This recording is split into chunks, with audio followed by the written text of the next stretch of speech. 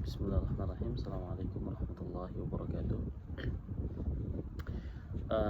Perkenalkan kami dari kelompok 12. Insyaallah pada kesempatan kali ini kami akan mempresentasikan makalah dari tugas mata kuliah psikologi perkembangan dengan judul makalah urgensi perkembangan individu dalam pendidikan agama Islam dari perspektif kognitif, sosial, emosional, dan fisik. Kami kelompok 12, saya sendiri, saya pribadi Aslam Muhammad Zarsyam, kemudian rekan saya, teman saya Aslam Rifka Khaira Rashid. Baik, yang pertama hakikat dalam perkembangan individu melalui perspektif Islam. Pendidikan agama Islam itu menempatkan manusia dalam dua dimensi utama. Yang pertama adalah sebagai Abdullah atau hamba Allah, kemudian Khalifatullah adalah wakil Allah. Nah, dengan proses pendidikan yang otomatis dan berkelanjutan, di mana orang tua khususnya ibu itu sebagai madrasatul ula dan guru itu berperan sebagai pendidik.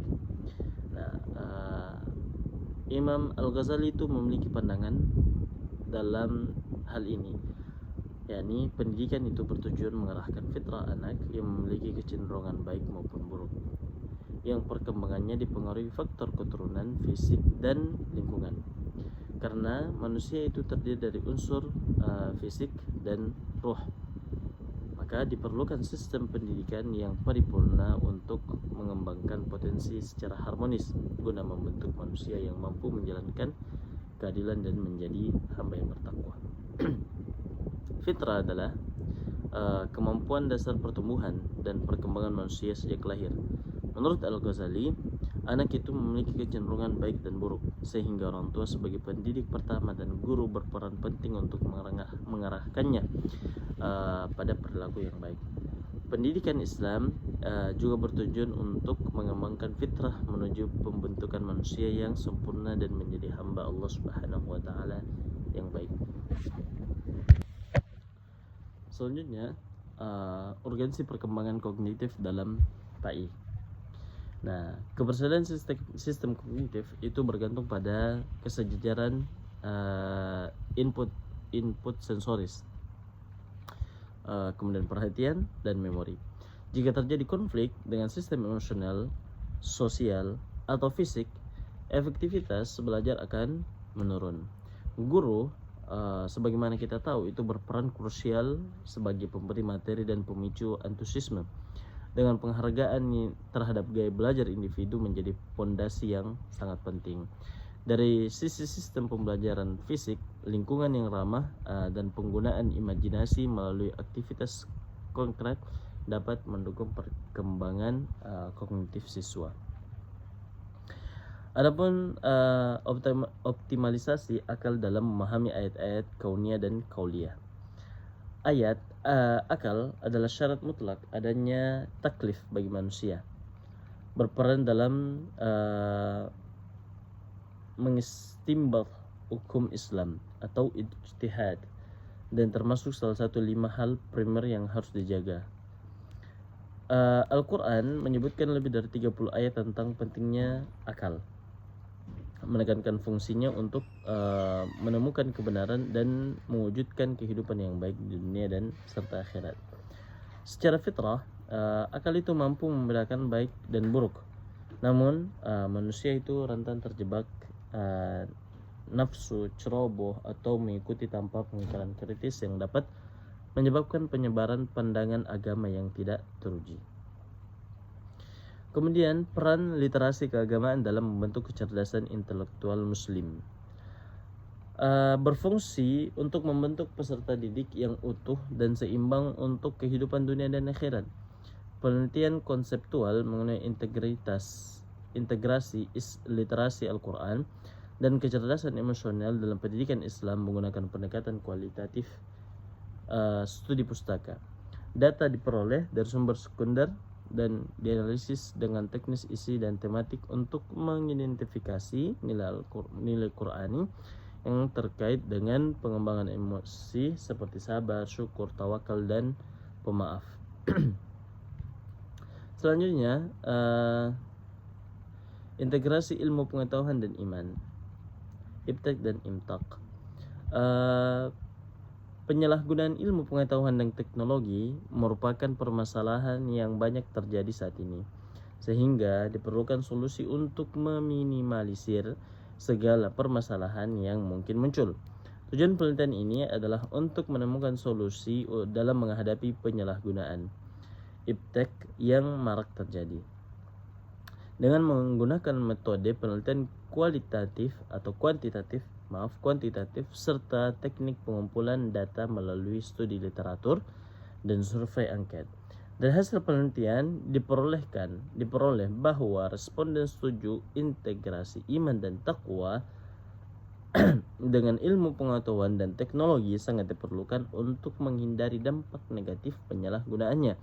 Dan integrasi ini juga dapat dimanfaatkan untuk terus mengembangkan ibtek yang sesuai dengan syariat Islam.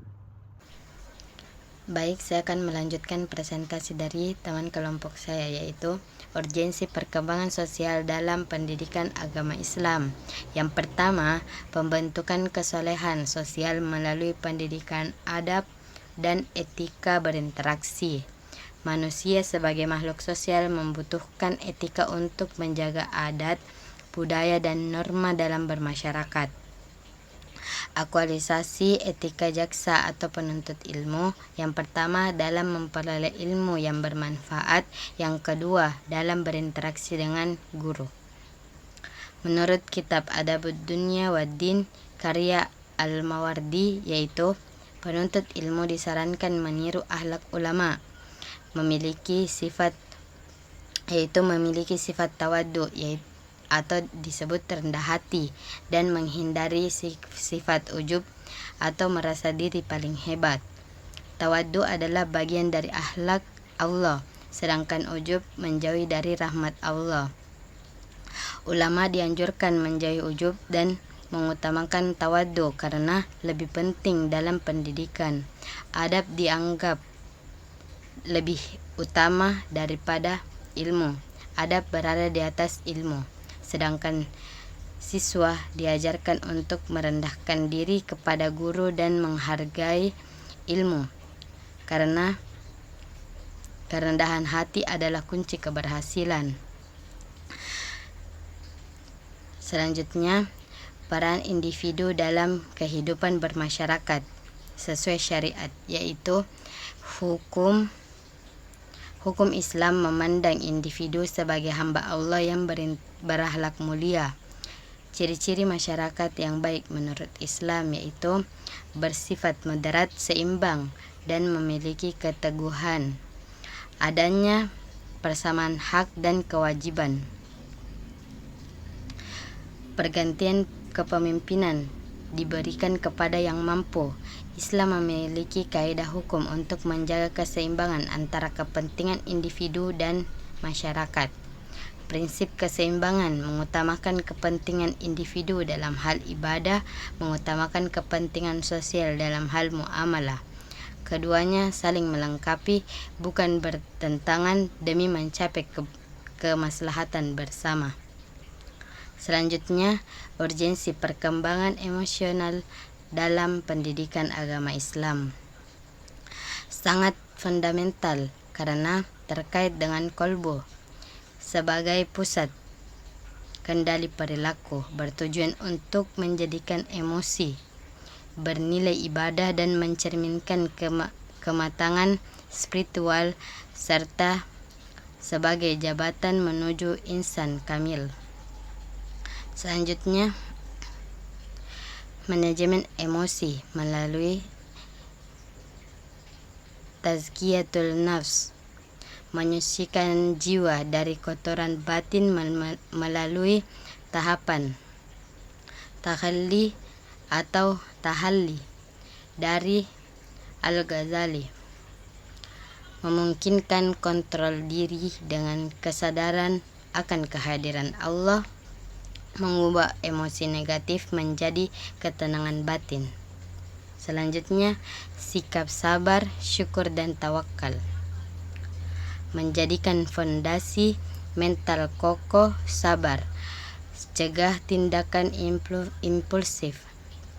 Syukur, fokus pada nikmat Allah. Tawakal, menyerahkan hasil akhir kepadanya.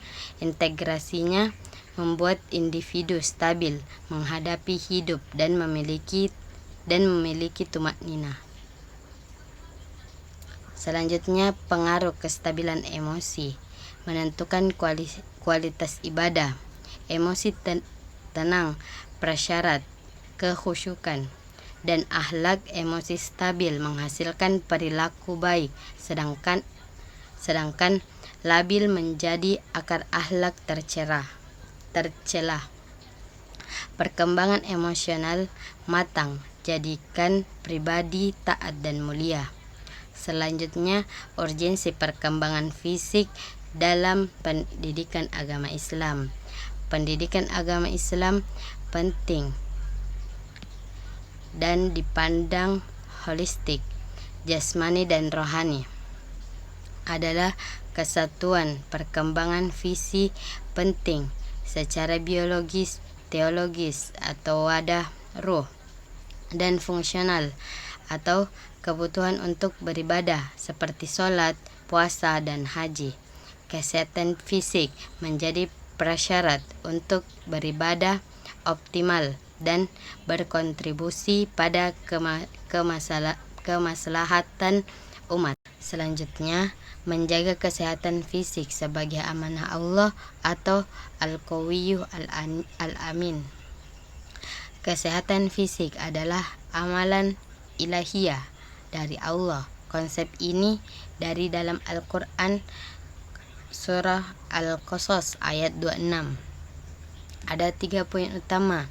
Kekuatan fisik dan mental adalah manifesting iman, membantu amalan berat dan lindungi yang lemah, berdasarkan sabda Rasulullah SAW. Yang kedua, pemeliharaan tubuh sebagai prinsip halalan thayyiban. Aktivitas fisik seperti berenang, memanah, dan berkuda adalah bagian pendidikan Islam. Yang ketiga, ada korelasi fisik dan mental. Akal sehat pada badan sehat. Kesehatan fisik adalah fondasi sebagai hamba Allah dan pemimpin bumi. Baik, saya akan membacakan kesimpulan dari materi yang telah dibacakan, yaitu dalam Islam manusia adalah makhluk mulia dengan fitrah bawaan.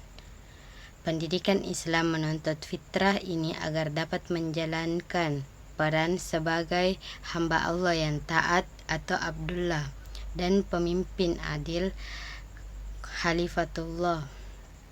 Perkembangan kognitif dalam pendidikan agama Islam fokus pada kecerdasan intelektual, literasi Al-Quran, dan integrasi iman, ilmu untuk mencegah penyalahgunaan teknologi. Aspek sosial menekankan kesolehan sosial dengan adab dan etika seperti tawaddu sebagai kunci keberkahan ilmu dan keharmonisannya. Kesehatan emosional dicapai melalui tazkiyatul nafs dengan kestabilan emosi dari sabar, bersyukur, dan tawakal yang berbanding lurus dengan kekhusyukan ibadah dan kemuliaan akhlak. Fisik sebagai amanah Allah untuk dijaga, karena tubuh yang kuat Al-Qawiyyu menjadi sarana optimal untuk ibadah dan pengabdian sosial. Baik, itu saja yang dapat saya sampaikan. Terima kasih atas perhatian. Mohon maaf jika ada yang salah. Apabila ada yang benar itu datangnya dari Allah, dan apabila ada yang salah itu datangnya dari diri saya sendiri. Saya akhiri dengan ucapan billahi fi sabilil haq fastabiqul khairat. Wassalamualaikum warahmatullahi wabarakatuh.